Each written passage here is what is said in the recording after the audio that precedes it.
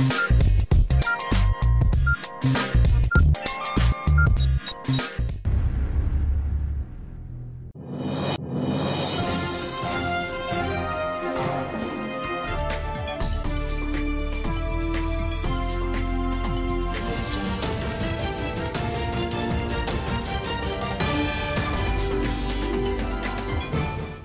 मी अक्षय. एडियन बातमीपत्रात तुम्हा सर्वांचं मनपूर्वक स्वागत करतोय. आज दिवसभरात घडलेल्या संपूर्ण घटनांचा आढावा आपल्याला घ्यायचाच आहे, परंतु त्या अगोदर नजर टाकूया आज दिवसभरात घडलेल्या काही महत्त्वाच्या आणि ठळक घडामोडींवरती. विरोधी पक्षनेते अंबादास दानवे पक्षाच्या कामामुळे विधानसभा लढवणार नाहीये. जिल्ह्यात 2 मतदारसंघातून होती निवडणुकीबाबतची चर्चा. शिक्षकांनी मुख्यालय राहिलं पाहिजे. पुन्हा एकदा आमदार प्रशांत बंब यांची गरुड झेप अकॅडमी यशवंत विद्यार्थी सत्कार प्रसंगी भाषणातून मागणी. आता बघूया सविस्तर बातम्या. विरोधी पक्षनेते अंबादास दानवे यांच्या पक्षाने 5 जिल्ह्यांची जबाबदारी दिल्यामुळे या जिल्ह्यात जास्तीत जास्त उमेदवार निवडून आणण्याचं उद्दिष्ट आहे. त्यामुळे ते विधानसभा निवडणूक लढवणार नसल्याचं म्हटलं जात आहे. 2014च्या विधानसभा निवडणुकात दानवे यांनी गंगापूर मतदारसंघातून निवडणूक लढवली होती.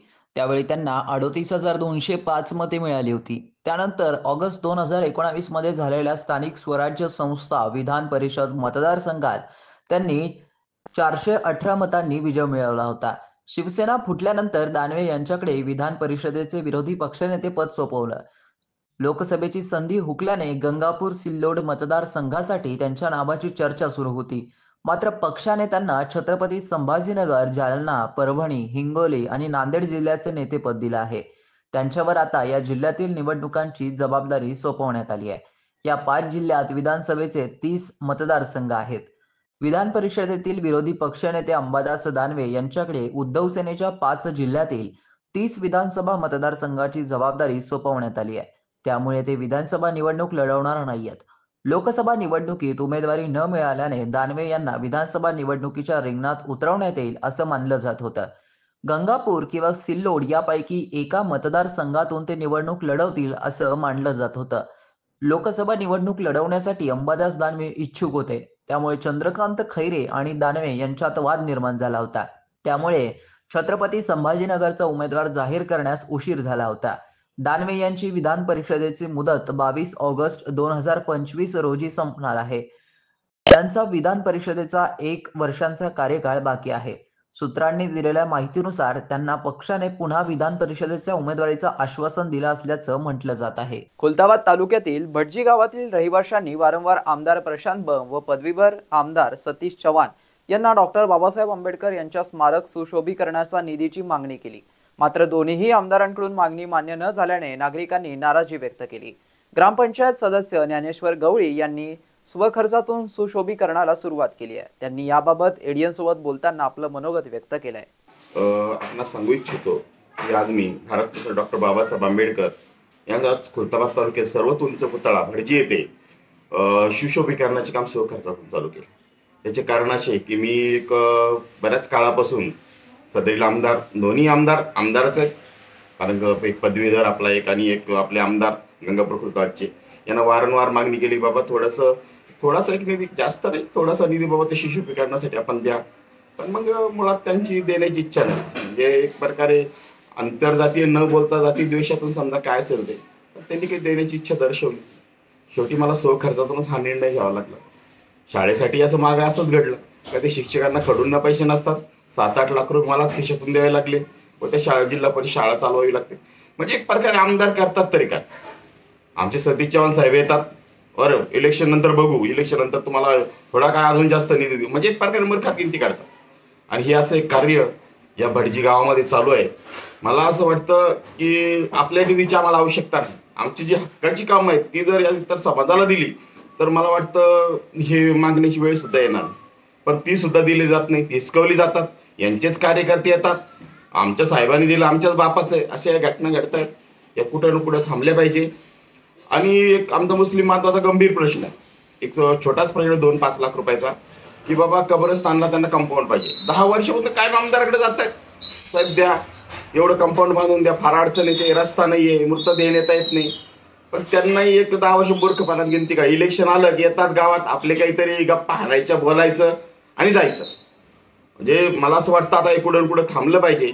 आणि ह्या 20 गावांनी जो मला शब्द दिलेला आहे की आम्ही यावेळेस सर्व भक्कमपणे पाठीमागे राहू, दलित बांधवांनी, मुस्लिम बांधवांनी, तो त्या पद्धतीनं जर घडलं तर मला वाटलं की आता यानंतर दलित बांधवांना आणि मुस्लिम बांधव कोणत्याही प्रकारची अडचण येणार नाही. शहरातील सर्वाधिक रहदारीचा रस्ता म्हणून ओळख असलेल्या नगर रस्त्याची अवस्था अत्यंत वाईट झाली आहे. मागील काही महिन्यात झालेल्या पावसानंतर अनेक ठिकाणी खड्डे पडले आहेत. त्याच्या दुरुस्तीकडे दुर्लक्ष केल्यामुळे वाहनधारकांना रस्त्यावरून वाहने चालवणं अत्यंत कठीण झालंय. छावणी परिषद हद्दीत असलेल्या नगर रस्त्याची जबाबदारी सार्वजनिक बांधकाम विभागाकडे आहे. हा रस्ता राष्ट्रीय महामार्ग प्राधिकरणातर्फे मजबूत करण्याबाबत घोषणा 2 वर्षांपूर्वी करण्यात आली होती. पण हा प्रस्ताव नवी दिल्ली येथे अडकला आहे. दरम्यानच्या काळात रस्त्याच्या डागडुजीकडे दुर्लक्ष झालं असून नुकताच शहरात झालेल्या जोरदार पावसानंतर हा रोडवरील रेल्वे उड्डाणपुलावर मोठ्या प्रमाणावर खड्डे पडून पाणी साचलं होतं.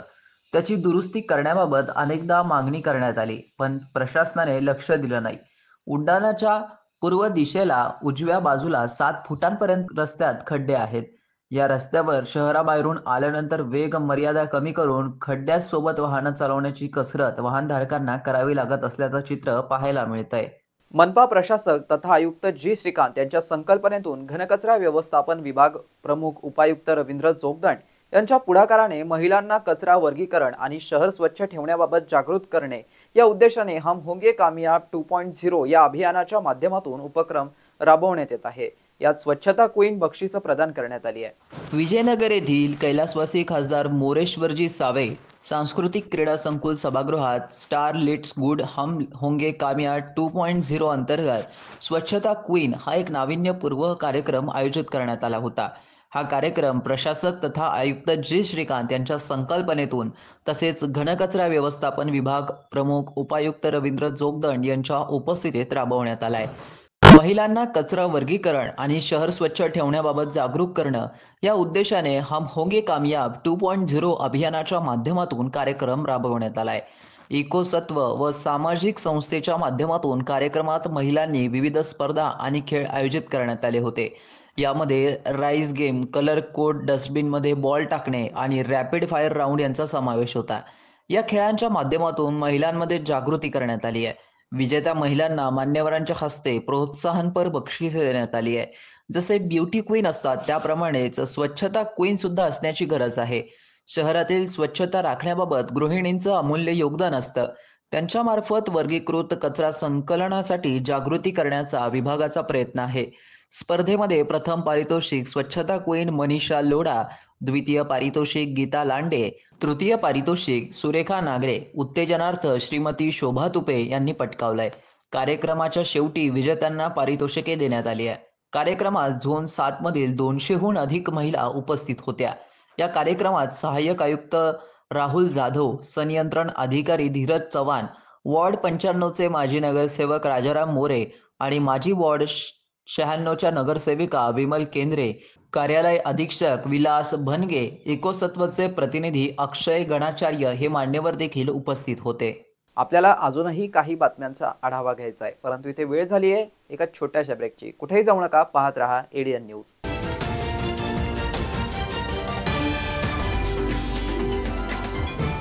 जल जीवन मिशन पूर्णत्वाला नेण्यासाठी महाराष्ट्र शासन अथक परिश्रम घेत आहे. प्रत्येक ग्रामस्थाने पाण्याचा काटकसरीने वापर केल्यास संपूर्ण गावास वर्षभर पाणी उपलब्ध होईल. आपली ग्रामपंचायत आणि सर्व ग्रामस्थांनी जे आपल्या गावातले पाण्याचे स्रोत आहेत त्याची सुरक्षा करणं आवश्यक आहे. आता सांडपाणी, कचरा पाण्यात मिसळणार नाही याची मिळून चोख व्यवस्था करायची आहे. महाराष्ट्र शासनाच्या जल जीवन मिशनचा एक भाग बनूया. आपण सगळ्यांच्या सहभागाने आता हे पाणी वाचवू, पाणी साठवू आणि शुद्ध पाणी घराघरात पोहोचवू. जलजीवन मिशन अंतर्गत आता केंद्र आणि राज्य शासनाच्या संयुक्त प्रयत्नातून गावागावातील प्रत्येक घरात नळाद्वारे प्रति व्यक्ती प्रतिदिन 55 लिटर शुद्ध पाणी पोहोचत आहे. हक्क जनसामान्यांचा शुद्ध पिण्याच्या पाण्याचा. हर घर जल योजना होईल आधार जगण्याचा. थांबली पायपीट दूरवरी, नाही हंडा डोक्यावरी. जलजीवन आले घरोघरी. माझी योजना माझी जबाबदारी. पाणी पुरवठा आणि स्वच्छता विभाग, महाराष्ट्र शासन. तर आज आपण कुठला विषय शिकणार आहोत? तर जलजीवन मिशन बद्दल कोणाकोणाला माहित आहे? अरे वा, तू सांग. पाईपलाईन द्वारे घरोघरी नळ दिले जातात. हे नळ आल्याने काय होणार? घरोघरी स्वच्छ पाणी येते. मग त्यासाठी आपण काय केलं पाहिजे? पाणी वाचवायला काय करावं लागेल मग? पावसाचे पाणी जमिनीत खड्डा करून साठवलं पाहिजे. बरोबर. तुम्ही सगळेजण पाळणार ना मग आपली जबाबदारी? सांगणार ना मग तुम्ही आपल्या घरी? जलजीवन मिशन अंतर्गत आता केंद्र आणि राज्य शासनाच्या संयुक्त प्रयत्नातून गावागावातील प्रत्येक घरात नळाद्वारे प्रति व्यक्ती प्रतिदिन 55 लिटर शुद्ध पाणी पोहोचत आहे. आता यासाठी लोकसहभागातून पाण्याचा ताळेबंद, समान पाणी वाटप, उपांगाची देखरेख, देखभाल दुरुस्ती यासाठी सामुदायिक प्रयत्न करून या योजनेचा अविरत लाभ घेऊ. थांबली पायपीट दूरवरी, नाही हंडा डोक्यावरी. जलजीवन आले घरोघरी. माझी योजना, माझी जबाबदारी. पाणी पुरवठा आणि स्वच्छता विभाग, महाराष्ट्र शासन. केंद्र आणि महाराष्ट्र शासनाच्या जलजीवन मिशनच्या माध्यमातून आता घराघरापर्यंत नळाद्वारे शुद्ध पाणी पोहोचविण्याची मोहीम पूर्णत्वाला नेली जात आहे. या मोहिमेच्या यशस्वीतेसाठी आपल्या प्रत्येकाची जबाबदारी वाढली आहे. ही योजना सुरळीत चालण्यासाठी पंपाकरिता विजेची आवश्यकता असते. म्हणूनच आपण आपली पाणीपट्टी वेळेत भरूया. असे न केल्यास पंपाचे संचालन किंवा अन्य खर्च जसे निर्जंतुकीकरण, देखभाल दुरुस्ती आणि उपकरण व साहित्यांसाठी लागणाऱ्या निधीअभावी योजना बंद होऊ शकते. म्हणूनच आपण आपली पाणीपट्टी ग्रामपंचायतीकडे वेळेत जमा करू. आपली योजना, आपली जबाबदारी. केंद्र आणि राज्य शासनानं केली योजना भारी. जलजीवन मिशननं पाणी आणलं आपल्या दारी. थांबली पायपीट दूरवरी, नाही हंडा डोक्यावरी. जलजीवन आले घरोघरी. माझी योजना, माझी जबाबदारी. पाणी पुरवठा व स्वच्छता विभाग, महाराष्ट्र शासन. जलजीवन मिशन ही योजना भारी शुद्ध पाणी पोहोचवी घरोघरी. आपण निभावू आपली जबाबदारी. वेळेत पाणीपट्टी भरण्याची घेऊ खबरदारी. निर्जंतुकीकरण अन देखभाल दुरुस्ती यातूनच होईल ना मग खर्चाची वजाबाकी. जल पुनर्भरण अन भूजल संवर्धनाची जो कास धरी. शाश्वत पाणी संचयातून भविष्य आपुले सुदृढ करी. शुद्ध पाण्यामुळे निरोगी आयुष्याची किमया न्यारी. केंद्र अन राज्य शासनाची ही योजना गुणकारी. पाणी म्हणजे जीवन, पाणी हे संजीवन. आयुष्य बहरेल घराघरात. मिशन जलजीवन. थांबली पायपीट दूरवरी, नाही हंडा डोक्यावरी. जलजीवन आले घरोघरी. माझी योजना, माझी जबाबदारी. पाणी पुरवठा व स्वच्छता विभाग, महाराष्ट्र शासन. अनेकांच्या मनात स्वप्न असते की देशाची सेवा करायची, परंतु काही लोकच योग्य प्रशिक्षण घेऊन ते वास्तवात पूर्ण करतात. वास्तविक सैनिक बनणे सोपं काम नाही, कारण प्रशिक्षणाच्या मैदानापासून ते युद्धाच्या रणांगणापर्यंत प्रत्येक क्षण संघर्षमय असतो. फक्त जो इमानदार, समजूतदार असेल आणि ज्याची इच्छाशक्ती प्रबळ असेल असाच व्यक्ती या क्षेत्रात टिकू शकतो. प्रत्येक वर्षी अनेक परीक्षार्थ्यांना यश प्राप्त होते, ते फक्त आणि फक्त गरुड झेप अकॅडमी. पंख आम्ही देतो, उंच भरारी तुम्ही घ्या.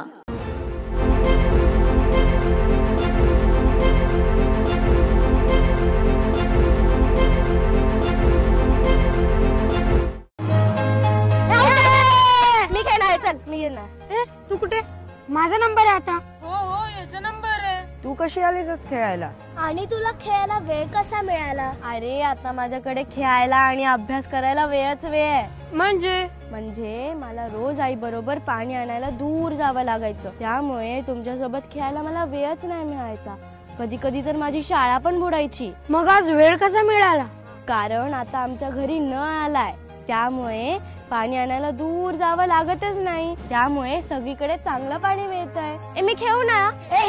माझा नंबर. केंद्र आणि महाराष्ट्र शासनाच्या जलजीवन मिशनमुळे महाराष्ट्रातील प्रत्येक घरी प्रतिदिन प्रति व्यक्ती 55 लिटर शुद्ध पाणी पोहोचवलं जाते. अनेक दुर्गम भागातील वाड्या वस्त्यांवरही सौर ऊर्जेचा वापर करून शुद्ध पाणी पोहोचवलं जातंय. त्यामुळे अनेक महिलांचा पाण्यासाठी होणारा त्रास वाचला आहे. तसेच अनेक मुलींच्या शिक्षणातील आणि खेळण्यातील अडथळा दूर होतोय. थांबली पायपीट दूरवरी, नाही हंडा डोक्यावरी. जलजीवन आले घरोघरी. माझी योजना, माझी जबाबदारी. पाणी पुरवठा आणि स्वच्छता विभाग, महाराष्ट्र शासन. सलाम सरपंच. अरे सलाम युसुफ भाई, काय म्हणतो बा? मी काय ऐकलंय बाबा, तुम्ही जे गावात पाईपलाईन नळ लावून देणार आहे त्याचे पैसे घेणार आहे म्हणून. मी नाही घेणार आहे बा. मग आता तुझ्या घरात वीज येते, तरी तो बिल भरतो की नाही? भरतो की. अरे मग तसंच आहे ते. आता तुमच्या घरात पाईपलाईन टाकणं, त्याला नळ लावून देणं, हाच खर्च शासन आणि 10% लोकवर्गणी यातून होणार आहे. पण त्याच्या देखभाल, दुरुस्ती, पाणी सोडायचं, तो विजेचा पंप चालवा लागेल, त्याचं बिल कोण भरत? म्हणजे महिन्याभरात तुम्ही जेवढं पाणी वापराल त्याचं फक्त बिल भरायचं आहे तुम्हाला, बस. याच्यात आपलाच फायदा आहे ना का? म्हणजे आपलं घर, शाळा, सगळीकडे साफ आणि स्वच्छ पाणी येईल. असं आहे का? म्हणजे पाणी जेवढं पाहिजे तेवढंच वापरायचं, म्हणजे आपलं बिल पण कमी येईल ना. आता समजलं मला. येतो मी. जलजीवन मिशन अंतर्गत आता केंद्र आणि राज्य शासनाच्या संयुक्त प्रयत्नातून गावागावातील प्रत्येक घरात नळाद्वारे प्रतिदिन प्रति व्यक्ती 55 लिटर शुद्ध पाणी पोहोचत आहे. थांबली पायपीट दूरवरी, नाही हंडा डोक्यावरी. जलजीवन आले घरोघरी. माझी योजना, माझी जबाबदारी. पाणी पुरवठा व स्वच्छता विभाग, महाराष्ट्र शासन. मस्त मास्क पहना रे तूने. Thank you sir. वो जान बचाने के लिए पहनना पड़ता है ना सर. रेडीमेड है या टेलर मेड है? ऑनलाइन ऑर्डर किया है सर. एक और है क्या? है ना सर. देना. बहुत मस्त लगे आपको. ये ना सर. सर ना भाई, जान बचाने के लिए बाइक चलाते वक्त सिर्फ खोपड़े पे मास्क पहनेगा तो खोपड़े को कौन बचाएगा? समझ गया सर. हेलमेट ऑनलाइन ऑर्डर कर, वरना हमेशा के लिए ऑफलाइन हो सकता है. Okay sir. ये ले. चल हम ये भी ऑनलाइन भर दे. हेलमेट पहने, ट्रैफिक नियमों का पालन करे, जिंदगी के सफर को सुरक्षित रखे.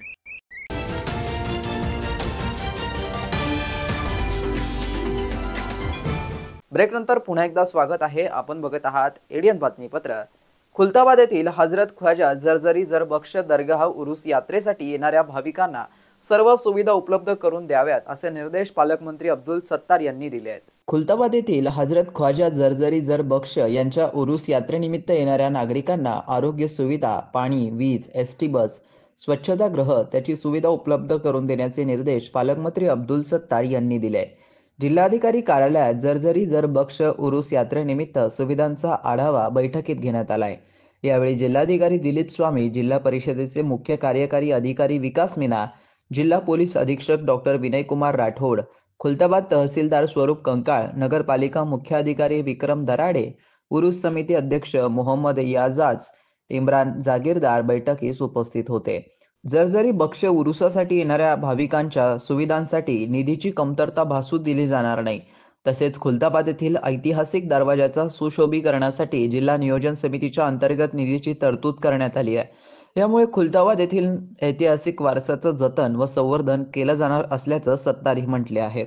गरुड झेप अकॅडमीतर्फे नुकत्याच राज्यात झालेल्या पोलीस दलात भरती प्रक्रियेत यशस्वी झालेल्या 300 यशवंत विद्यार्थ्यांचा सत्कार समारंभ मोठ्या उत्साहात संपन्न झालाय. यावेळी आमदार प्रशांत बंब यांची प्रमुख उपस्थिती होती. गरुड झेप अकॅडमीतर्फे 300 यशवंत विद्यार्थ्यांचा भव्य सत्कार शुक्रवारी रोजी करण्यात आलाय. नुकत्याच झालेल्या पोलीस भरती प्रक्रियेत गरुड झेप अकॅडमीचे 300 विद्यार्थी यशस्वी झाले आहे. त्यांचा सत्कार करण्यात आलाय. यावेळी प्रमुख पाहुणे म्हणून आमदार प्रशांत बंब, उपजिल्हाधिकारी अरविंद लोखंडे, पॅरामिलिटरी फोर्सच्या रुचिरा जैन, समाजसेविका संगीता मोडक, गरुड झेपचे संस्थापक अध्यक्ष सुरेश सोनवणे, निलेश सोनवणे आदी मान्यवरांची उपस्थिती होती. यावेळी सर्व विद्यार्थी आणि यशस्वी विद्यार्थ्यांचा सत्कार करण्यात आलाय. कार्यक्रमात प्रास्ताविक संचालक सुरेश सोनवणे यांनी केलंय. उपस्थित मान्यवरांनी मनोगत व्यक्त केलं. याबरोबरच यात यशस्वी विद्यार्थ्यांनी आपापलं मनोगत व्यक्त केलंय. जेव्हा आपण समाजात राहतो तेव्हा सामाजिक बांधिलकी जपणं आपलं आद्य कर्तव्य आहे. आज तुम्ही बघितलं 200 मुलांनी पोलीसची वर्दी मिळवली आहे, नोकरी मिळवलेली आहे. यामध्येही गरीब घरचे मुलं आहेत. पण अशी मुलं की ज्यांना आई वडील नाही, ते अनाथ आहेत, त्यांना सुद्धा शिक्षणाच्या प्रवाहात यावं म्हणून गरुड झेप अकॅडमी तर्फे 11 विद्यार्थ्यांना आम्ही दत्तक घेणार आहोत. ज्या विद्यार्थिनीला त्या ठिकाणी अनाथ आहेत आणि त्यांच्या शिक्षणाचा पूर्ण खर्च आम्ही उचलणार आहोत 10वीच्या नंतर नोकरी लागेपर्यंतचा. त्यामुळे कदाचित आमचं ते भाग्य आहे की हे विद्यार्थी आमच्यावरती एवढे प्रेम करतात. त्यांच्या आईवडिलाचं प्रेम आज आपल्याला 200 विद्यार्थ्यांचा सत्कार समारंभात बघायला मिळालं. सर, आम्ही बघत होतोय ज्यावेळी सत्कार सुरू होता पण काही पालक जे होते त्या ठिकाणी ते मनोगत व्यक्त करत होते. तुम्ही एक ठिकाणी सत्कार करत होतात, मात्र पूर्ण लक्ष, तुमचं कानाचं लक्ष पूर्ण त्या भाषणाकडे होते, पूर्ण त्या पालकांच्या त्या ज्या व्यक्त करते, ज्या भावना ते व्यक्त करतात त्यांच्याकडे तुमचं पूर्ण लक्ष. सर, खरं तर आई वडिलाशिवाय या जगामध्ये दुसऱ्या मुलाला काहीच नसतं. त्या मुलाचं यश पाहून ते आई वडील काय आनंदी होतात हा अनुभव माझ्यासारखा मला वाटत नाही कोणाला मिळाला असेल. आज हजारो विद्यार्थी आनंद अश्रू घेऊन सत्कार स्वीकारण्यासाठी माझ्या समोर असताना, म्हणजेच मला या गोष्टीचा अभिमान आहे, सार्थ अभिमान, की गरुड झेप अकॅडमीने केलेलं कार्य संपूर्ण स्टाफचं आज फळाला आलं असं आम्हाला त्या ठिकाणी वाटतं. सर, मान्यवरही येऊन गेले आणि छान मोठ्या प्रमाणात या ठिकाणी सत्कार समारंभ काही येऊ शकले नाही, काही अडचणीस्तव. मात्र सर्वात महत्त्वाचा हाच विषय आहे या ठिकाणी की एवढं सगळं तुम्ही मॅनेजमेंट केलंय आणि त्या पालकांच्या डोळ्यातले अश्रू आणि त्यांच्या भावना, ह्या भावना तुम्ही कशा पद्धतीने व्यक्त कराल? त्या खरं तर आई वडील तुम्ही बघतात इथं आलेले पालकांच्या डोळ्यामध्ये आजही आनंदाश्रू आहेत आणि तेच आमच्यासाठी प्रेरणा आहेत आणि पुढील उंच अजून झेप घेण्यासाठी ते प्रेरणा देणार आहेत. मुंबईमध्ये नक्कीच परत 150 मुलांचा त्या ठिकाणी महाराष्ट्र पोलीस बनून निकाल येईल, त्यावेळेस आपण परत एकदा भेटूया. परत त्या आलेल्या संपूर्ण मान्यवरांचं, त्यानंतर आलेल्या संपूर्ण प्रत्येक जणाचं मी मनापासून त्या ठिकाणी आभार मानतो. धन्यवाद. टीव्ही सेंटर येथील परिसरातील छत्रपती संभाजी महाराज ॲडव्हेंचर पार्कचं उद्घाटन नुकतंच पालकमंत्री अब्दुल सत्तार यांच्या हस्ते करण्यात आलं असून सदर ॲडव्हेंचर पार्क सर्वांसाठी खुलं करण्यात आलंय. छत्रपती संभाजी महाराज साहसी उद्यान म्हणजेच ॲडव्हेंचर पार्कचं उद्घाटन जिल्ह्याचे पालकमंत्री अब्दुल सत्तार यांच्या हस्ते पार पडलंय. या उद्यानासाठी आमदार प्रदीप जयस्वाल यांनी विशेष प्रयत्न केले होते. हे उद्यान सर्वांसाठी सुरू झालंय. मनपा आयुक्त जी श्रीकांत आणि त्यांच्या सहकाऱ्यांच्या प्रयत्नांनी हे पार्क सुरू झालं असून पुढील 7 दिवस हे पार्क सर्वांसाठी मोफत असणार आहे. या ॲडव्हेंचर पार्कमध्ये 30हून अधिक राईड्स खेळण्यासाठी उपलब्ध आहेत. आमदार प्रदीप जयस्वाल यासाठी विशेष प्रयत्न केला असल्याने पालकमंत्री अब्दुल सत्तार यांनी त्यांचं आणि मनपा आयुक्तांचं अभिनंदन केलंय. उद्घाटन झाल्यानंतर पालकमंत्री सत्तार यांनी आमदार प्रदीप जयस्वाल आणि मनपा आयुक्त जी श्रीकांत यांनी यातील काही राईड्सचा अनुभव घेतलाय. या उद्घाटन सोहळ्यावेळी मनपाचे सर्व अधिकारी, माजी नगरसेवक तसेच नागरिक देखील उपस्थित होते. नारायण राणे यांच्या खासदारकीचे पद रद्द करावं अशी मागणी छावा संघटनेच्या वतीने रवींद्र बोडखे यांनी केली आहे. 2-3 दिवसापूर्वी मालवण राजकोट येथे जे शिवाजी महाराजांचा पुतळा पडला त्या संदर्भात महाराष्ट्राचे माजी मुख्यमंत्री श्री नारायण राणे यांनी जे वादग्रस्त स्टेटमेंट केलं आहे की मी एकेकाला खिचून बाहेर काढून मारेल, हे कुठल्या संविधानाला धरून नाही. तरी माझी या व्हिडिओद्वारे राज्य शासन, केंद्र शासन यांना अशी विनंती आहे की राईट टू रिकॉल अंतर्गत जर असे लोकप्रतिनिधी वादग्रस्त वागत असतील, त्यांचं वर्तन जर असभ्य असेल, तर अशा लोकांना तुम्ही राईट टू रिकॉल ह्या अंतर्गत त्यांचं खासदारकीचं पद रद्द करावं व तिथं दुसरा प्रतिनिधी नेमावा. अशा गुंड प्रवृत्तीचे खासदार हे देशासाठी, समाजासाठी निश्चितच घातक राहतील. त्यांचा गुंडाराज असाच जर त्यांना अभय देत गेलं तर त्यांचा गुंडाराज असाच वाढत राहील. व काल परवा जो गोंधळ झाला, ज्या लोकप्रतिनिधी व लोकप्रतिनिधीच्या मुलांनी त्या गोंधळात त्यांच्या त्या कॅमेऱ्यामध्ये क्लिअर कट सहभाग दिसतो, कुठल्या गुन्ह्यात त्यांची नोंद नाही. तरी हे जे राज्य शासन, होम मिनिस्टर त्यांना प्रोटेक्शन देतात व राज्याचे गृहमंत्री त्यांचं जे स्टेटमेंट आहे त्याचं समर्थन करतात, याच्यापेक्षा महाराष्ट्राचं दुर्दैव काय. तरी राईट टू रिकॉल अंतर्गत त्यांना परत माघारी बोलावता येतं का, याचा केंद्र शासनाने निश्चितच गांभीर्याने विचार करावा अशी आपणास छावा संघटनेतर्फे विनंती करण्यात येत आहे. जय हिंद. शेवटी पुन्हा एकदा नजर टाकूया आज दिवसभरात घडलेल्या काही महत्त्वाच्या आणि ठळक घडामोडींवरती. विरोधी पक्षनेते अंबादास दानवे पक्षाच्या कामामुळे विधानसभा लढवणार नाहीये. जिल्ह्यात 2 मतदारसंघातून होती निवडणुकीबाबतची चर्चा. शिक्षकांनी मुख्यालय राहिलं पाहिजे. पुन्हा एकदा आमदार प्रशांत बंब यांची गरुड झेप अकॅडमी यशवंत विद्यार्थी सत्कार प्रसंगी भाषणातून मागणी. आणि याबरोबरच हे बातमीपत्र इथेच संपलं. पुन्हा भेटूया पुढील बातमीपत्रात. तोपर्यंत पाहत रहा आपल्या हक्काचं बातमीपत्र एडीएन न्यूज.